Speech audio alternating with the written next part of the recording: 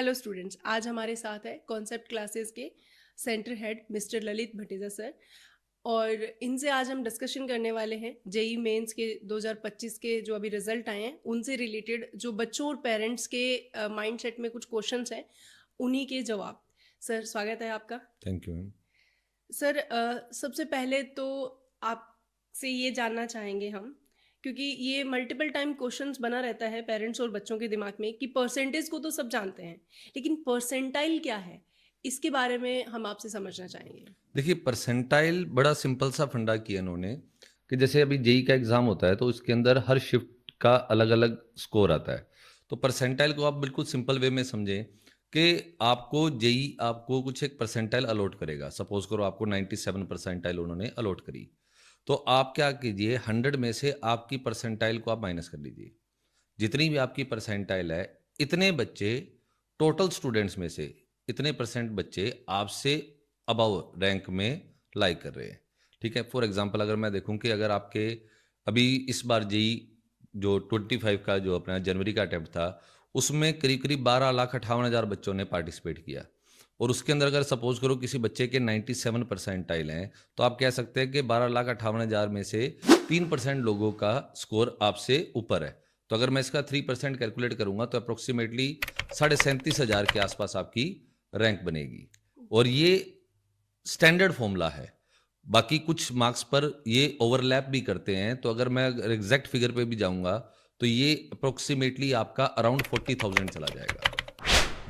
तो इसका मतलब जो अभी परसेंटाइल आती हैं, इसके बेसिस पे मतलब ऐसी कौन सी परसेंटाइल बेस रहता है जहाँ पे यूँ लगता है कि अपना बीटेक के लिए कॉलेज या अच्छी ब्रांच कंफर्म्ड हो चुकी है? कितने परसेंटाइल पे देखो, अप्रोक्स? अपने इसके अंदर देखें, अगर मैं 2024 का डेटा देखूं जी। तो उसके अंदर 24,229 सीट्स तो एनआईटीज में थी, और अप्रोक्सीमेटली 8,546 सीट्स जो हैं वो ट्रिपल आईटीज़ के लिए। मेनली अपने जब जोसा की काउंसलिंग के थ्रू जब हम अपीयर करते हैं, तो हमारा मेन टारगेट तो नो डाउट आईआईटीज़ तो है ही है, पर अगर आईआईटी को आपको क्रैक करना है तो एडवांस के थ्रू होगा। तो मेंस के थ्रू अगर मैं बात कर रहा हूँ तो मुझे एनआईटीज़ और ट्रिपल आईटीज़ मिलने वाले हैं। तो अगर इन दोनों की सीट कंबाइन भी करूँ तो अप्रोक्सीमेटली 32,775 सीट्स है। तो अगर मुझे स्कोर चाहिए, ऐसा स्कोर चाहिए जिसमें मैं एक मान के चलूँ, सेफर एंड पे चलूँ कि मुझे कुछ ना कुछ कॉलेज मिलेगा ही मिलेगा और अच्छी कॉलेज की अच्छी ब्रांच मिल जाएगी, तो अगर मैं लीस्ट टू लीस्ट पे भी जाऊँ तो 97.5 परसेंटाइल मेरे पास होनी ही चाहिए। मिनिमम। अदरवाइज आपको अप्रैल वाले अटेम्प्ट में या तो इम्प्रूव करना पड़ेगा या फिर आपको ड्रॉप करना पड़ेगा। इसका मतलब जिस बच्चे ने 97, 96, 95 के अप्रॉक्सीमेटली लेस देन 90 टू 97 के अप्रॉक्स परसेंटाइल लिए हैं, तो उनके लिए डेंजर जोन रहता है ऐसा? डेंजर जोन है, उनको इम्प्रूव करना ही पड़ेगा, उनके पास कोई अलग से ऑप्शन है नहीं। अ, अभी वो सिर्फ इतना सा हो सकता है कि वो लोग अपने आप को इतना मान सकते हैं कि वो आईआईटी एडवांस के लिए अपीयर होने वाले हैं, और उसमें मैं आपको क्लियर करूं, लास्ट ईयर भी जनरल की जो कट ऑफ थी वो थी 93.23 परसेंटाइल, और आप देखें कि जनवरी 2024 में 10,60,000 के अराउंड बच्चा बैठा था, इस बार 2 लाख बच्चा एक्स्ट्रा बैठा है। तो आप मान के चलो कि वो 93 पॉइंट समथिंग परसेंटाइल वाला है, वो इस साल अप्रोक्सीमेटली 95 तक जा सकता है। तो 95 से नीचे वाला जो जनरल का बच्चा है, वो एक बार तो ये मान के ना चले कि वो आईआईटी एडवांस के लिए क्वालिफाई करने वाला है। ठीक है ना, ओ, अगर सेफर एंड में बाकी देखें, क्योंकि अभी अप्रैल वाला सेशन आने वाला है, उसमें कितने बच्चे अपीयर होते हैं, क्योंकि लास्ट ईयर 14,15,000 दोनों शिफ्ट का मिला के बच्चा अपीयर हुआ था, और फर्स्ट शिफ्ट से सेकंड शिफ्ट तक जाते जाते अप्रोक्सीमेटली 2.5 लाख बच्चा प्लस हुआ था। तो अगर इस साल भी अगर ऐसा होता है तो ये फिगर चला जाएगा 15 लाख पे, और 15 लाख के अंदर से अगर आप 3 परसेंटाइल कैलकुलेट करोगे तो आपकी रैंक मिनिमम टू मिनिमम 45,000 है, और आपकी सीट से 32,000। तो आप कैसे कह सकते हैं कि आप सेफर जोन में हो? ठीक है ना, ये बड़ा मिथ है, लोगों को लगता है कि आप अपीयर होने वाले हो। लास्ट ईयर का डेटा आप लगातार का आप देखें, हर साल वो कट ऑफ बढ़ ही रही है, घट तो रही नहीं है। तो आप पिछले वाले परसेंटाइल से अगर सेफर एंड पे चलना चाहते हैं तो 1 और 1.5 परसेंटाइल आप प्लस मान के ही चलो, फिर आप कह सकते हैं आप सेफर जोन पे हैं, अदरवाइज आप सेफर जोन पे नहीं है। Oh my God. इसका मतलब जो बच्चे 97 से अभी नीचे परसेंटाइल पे बैठे हैं, हाँ, हाँ। उनको उतनी ही मेहनत और लगातार करनी कंसल्टेंसी, पड़ेगी, है ना? करनी पड़ेगी। जैसे मैंने अपने कल भी बात हुई थी, तभी हमने कहा था कि जिन बच्चों के 98 99 परसेंटाइल हैं, वो तो बोर्ड के एग्ज़ाम के बाद जेईई एडवांस के लिए प्रिपरेशन करें, क्योंकि वो सेफर एंड पे है, उनका कुछ ना कुछ एनआईटी या ट्रिपल आईटी में सीट मान के चलें, रिजर्व टाइप ही है। पर जो उससे नीचे के हैं, उनको एनआईटी या और ट्रिपल आईटी के कॉलेज के लिए मेंस की प्रिपरेशन वापस से करनी पड़ेगी। अपना score in every situation improve करना ही पड़ेगा, कोई ऑप्शन नहीं है उसका। ओके, तो मतलब अभी जो बच्चे लेस देन 95 या 97 परसेंटाइल पे बैठे हैं, वो अभी सिक्योर हैंड पे नहीं हाँ, है। जनरल कैटेगरी बिल्कुल सिक्योर नहीं है। ओके। और एक सर क्वेश्चन मतलब ये भी रहता है कि जैसे कि कल कुछ बच्चों का ये क्वेरी भी थी कि जिन्होंने 99 या 98 परसेंटाइल के अप्रॉक्सीमेटली गेन किया है अभी, तो क्या उनको नेक्स्ट अटेम्प्ट में देना चाहिए या फिर एडवांस के लिए प्रिपरेशन स्टार्ट कर देनी देखो, चाहिए? एग्ज़ाम देना चाहिए, पर मैं तो ये सजेस्ट करूँगा कि वो आईआईटी एडवांस के लिए अब स्टार्ट कर दें, क्योंकि उसके लिए प्रैक्टिस थोड़ी-सी अलग, उसकी जो स्ट्रैटेजी है वो थोड़ी-सी अलग है। ओके। ठीक है, क्योंकि लेवल पे बात करेगा, क्वेश्चंस के पैटर्न बदलने वाले हैं, तो उसके लिए मेहनत थोड़ी-सी अलग लेवल पे चलती है। तो उनको तो जो 98 या उससे प्लस परसेंटाइल वाले हैं, वो तो जेईई एडवांस के लिए करें, जहाँ तक मुझे मानना है। ये मतलब अपने अकॉर्डिंग इम्प्रूव, अगर उनको ऐसे लगता है कि जैसे कोई बच्चा 98 पे है और उसको लग रहा है कि मैं 99 कर सकता हूँ। देखो, जब जेईई एडवांस की प्रिपरेशन करेगा तो नो डाउट अपनी नॉलेज लेवल को तो वो बढ़ा ही रहा है। हम्म। तो वो 98 का 99 होना कोई बहुत बड़ी बात नहीं है। जैसे मैं आपको बताऊं, लास्ट ईयर रोहन गुप्ता था, रोहन गुप्ता के 98 पॉइंट समथिंग कुछ परसेंटाइल थे जनवरी अटेम्प्ट में, और अप्रैल वाले अटेम्प्ट में उसका स्कोर था 99.91।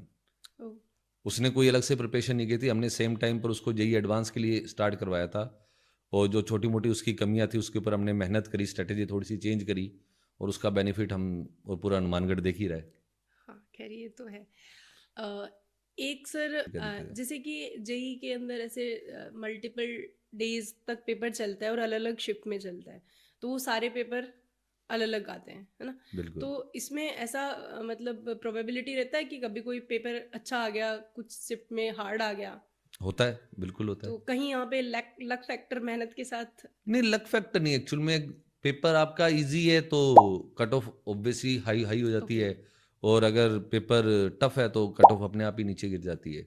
जैसे मैं एक दो फिगर जैसे लेना चाहूँ, एक बच्चा है उसके 28 की फर्स्ट शिफ्ट में अराउंड 176 मार्क्स हैं, और उसकी परसेंटाइल बन रही है 99.6। एक दूसरी शिफ्ट में एक बच्चा है उसके 186 हैं, उसके 98 पॉइंट समथिंग कुछ परसेंटाइल है। तो हर शिफ्ट की अलग अलग है, वो डिपेंड करता है कि उसके अंदर पेपर का लेवल क्या रहा और किस कैटेगरी का बच्चा अपीयर हुआ। तो ये प्योरली उस दिन के ऊपर मैटर करता है। लक आप नहीं कह सकते, क्योंकि अगर आपको आता है तो पेपर इजी है तो ऑब्वियसली बात है आपका स्कोर भी क्या हो जाएगा, गेन हो जाएगा, और जी। टफ है तो सबका ही गिरने वाला है। तो इसमें बड़ा अच्छा नॉर्मलाइजेशन है, और वो इंडिविजुअल शिफ्ट के ऊपर परसेंटाइल देते हैं, ओवरऑल सबके ऊपर नहीं देते। ओके। तो जी। उसमें किसी के साथ पार्शियलिटी नहीं होती, किसी के साथ धोखा नहीं होता। ओके। और अभी जो एडवांस के लिए प्रिपरेशन कर रहे हैं बच्चे, तो उनके लिए आप क्या टिप्स देना चाहेंगे? देखिए, उनके लिए अभी एडवांस के भी तो बोर्ड के लिए प्रिपरेशन करें, क्योंकि जैसे हम क्या जानते हैं कि बोर्ड पे फोकस करना चाहिए उन बच्चों को? टेक्निकली कहूँ तो नहीं, टेक्निकली कहूँ तो नहीं, क्योंकि जो बच्चा एक अच्छे लेवल पे स्कोर कर रहा है, तो वो उतनी नॉलेज रखता है बच्चा कि उस बच्चे के 75 प्लस परसेंटेज हो ही जाते हैं। जी। पर एक होता है ना कि हमारी सोसाइटी मार्क्स को ज़्यादा देखती होती है, बच्चा 90% से ऊपर नहीं आया तो ऐसा हो जाएगा, वैसा हो जाएगा। हम्म। तो इस वजह से थोड़ा सा बच्चा उसमें प्रेशर लेता है।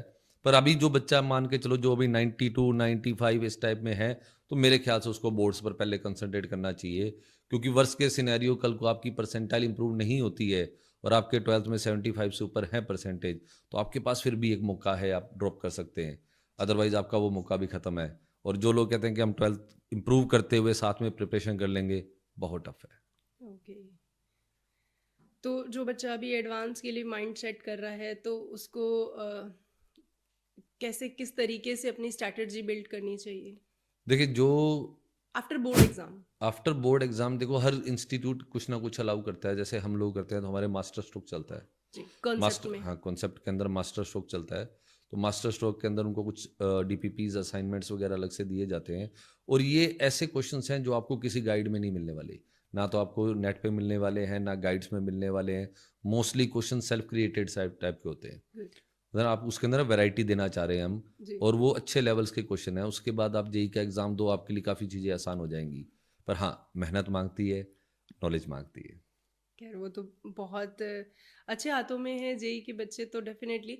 सर कॉन्सेप्ट के अंदर लगातार देखने में आया है कि जेई का बहुत अच्छा रिजल्ट, मतलब कहने की बात अलग होती है, हमेशा करके दिखाया जाता है। तो कॉन्सेप्ट के पास ऐसी क्या एक्स्ट्रा की है जिससे बच्चा लगातार इतना अच्छा स्कोर करता जा रहा है, मतलब क्या फैकल्टी वाइज या फिर मैटर वाइज जो स्टडी मैटर दिया जाता है उसमें क्या जादू है ऐसा? जादू तो नहीं होता मैम, मेहनत ही है। जी। बाकी हाँ ज़रूर है कि स्टडी मटेरियल वाइज आप कहीं पर भी कंपेयर करें, स्टडी मटेरियल बहुत शानदार है। ठीक है, क्योंकि यहाँ पर स्टडी मटेरियल या टेस्ट जो है वो बच्चों को खुश करने के लिए नहीं दिए जा रहे, जी। वो रिजल्ट प्रोड्यूसिंग है। Good. आपका बच्चा नहीं कर पा रहा है तो नहीं कर पा रहा है। और जो पर्सनल केयर है वो मुझे लगता है सबसे बड़ा हमारा कहते हैं ना हथियार है, जिसके ऊपर हम काम करते हैं। और आप देखें कि हम लोग जो हैं हर टीम मेंबर जो है, टीम मेंबर भी हमारी काफ़ी कोऑपरेटिव हैं। आप देखेंगे ना रात के 10-10 बजे तक भी बच्चे के डाउट्स लिए जा रहे हैं, इंडिविजुअल बच्चे की काउंसलिंग हो रही है। और ऐसा जनरली बाकी इंस्टीट्यूट्स में नहीं देखा जाता। और आपको इतने बड़े लेवल पे जब लड़ाई लड़नी है ना, तो आपको मेंटली स्ट्रांग होना पड़ेगा और उसके लिए एक पेरेंटल केयर भी चाहिए, एक सपोर्ट चाहिए। कह रहा there will be someone who is always in your back, yeah. Who is always supporting you. ठीक है ना, तो वो कहते हैं ना कि टेंशन नहीं लेनी, पीछे खड़ा हूं मैं। तो यहाँ पर हर बच्चे के पीछे एक टीचर खड़ा है, गुड। तो उसको हेडेक नहीं है उस चीज़ की। तो मतलब हर एक स्टूडेंट जो नीट और जेई दोनों के लिए बिल्कुल। पार्टिसिपेट कर रहा है उसको वो एक बैकबोन प्रोवाइड कर रहा है कंसेप्ट नंबर एक एजुकेशन। सिंपल सी स्ट्रेटेजी है कि concept is a place where every student matters. Good. कि कोई भी बच्चा आया तो कुछ ना कुछ लेके जाए। ठीक है ना, हम चाहते हैं कि जिस एग्ज़ाम के लिए आया उस एग्ज़ाम के लिए वो अच्छा स्कोर करे, माता पिता के सपने पूरे करे, हमारे सपने पूरे करे। नहीं है तो उसको कहीं ना कहीं किसी ना किसी फील्ड में एक अच्छा मैटर करा दें। और पढ़ाई ऐसी चीज़ है जो कभी ख़राब नहीं होती, आपको कभी ना कभी लाइफ में काम देगी ही देगी। जी जी बिल्कुल हाँ सर। जी। इसी वजह से शायद कंसेप्ट की जो टैगलाइन है, जिद जुनून और जीत, वो हमें बिल्कुल। हासिल होती है। थैंक यू बिल्कुल। सो मच सर हमारे को अपना टाइम देने के लिए और हमारे क्वेश्चंस के आंसर बहुत ही अच्छे ढंग से समझाने के लिए। Thank you. तो अभी भी किसी भी बच्चे या पेरेंट को क्वेरी है परसेंटेज को लेके, परसेंटाइल को लेकर या किसी भी तरह की, तो कमेंट करें या डीएम करें।